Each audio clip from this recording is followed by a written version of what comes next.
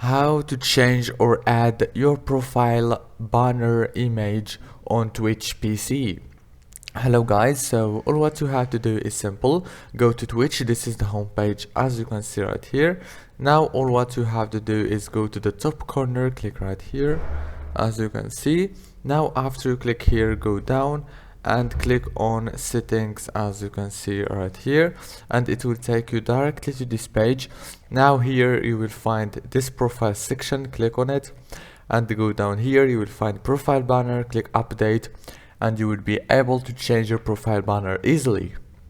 If this video was helpful for you, please don't forget to like, subscribe, and thank you for watching this video until the end. See you later.